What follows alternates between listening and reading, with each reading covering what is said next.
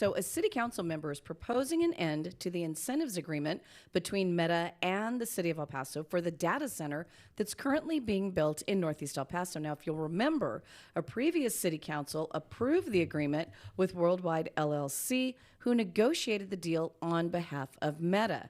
So District 2 City Representative Josh Acevedo says the community has voiced opposition to the project since the deal was originally approved back in 2023. He says community sentiment has soured on the idea of the hyperscale data center in the El Paso area and that the agreement should be revoked regardless of any threat of legal action. Take a listen.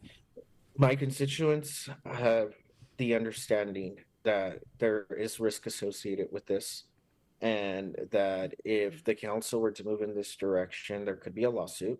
And for them, the badness of this deal outweighs the good, especially when it comes to resources. And at the same time, they feel and I feel that we're going to end up paying for it anyway, and through higher utility bills, for example.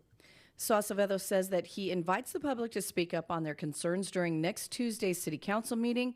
We have reached out to the city and Meta for comment on the story. Neither has responded, but El Paso Mayor Renard Johnson did take to Instagram last night, later in the evening, and we'll have his reaction coming up a little bit later on in the show. Okay. But I think the big story here is that yes, it was a previous city council, but I feel like when the city reps who are sitting now, when they first found out about it, when they first came into office last year, that was the time to start pushing back. I'm not saying that we shouldn't push back now. Yeah. I'm just saying that I think that they're getting so much backlash that now they're all stepping up and going, wait. Right, yeah. Except that the problem is that it's kind of like saying, I'm against crime. Well, of course you are. Sure, yeah. But that doesn't tell us how you're going to manage this. Yeah, no, I think we're too far into the weeds with this one. Well, I don't know. There's a lot of cities out there who have pushed back, even though contracts have been signed And they've been with able Meta, to get out of and them? they've been able to get out of them. There's a couple of big ones. Because all I've been hearing is that, we're $1 billion legally responsible if we decide to just walk away from this contract. Yeah, right? and That's the number that has been tossed around. That's the number several that's been times. tossed around, When we but- had Chris Canales in right. the other day, that's what he talked about. $1 billion, he said. Right. But the good thing is that those kinds of things could take years to litigate, years Sure, to negotiate. yeah. But money as well. And there would be money spent. But then you do say, like Acevedo says, do you offset that with the costs that are going to be given to the public anyway? What about the resources that are going to be taken up? Yeah. I mean, you do kind of have Right. to weigh. Is it going to be six dozen on one, half dozen on one side, Yeah, six yeah. on the other?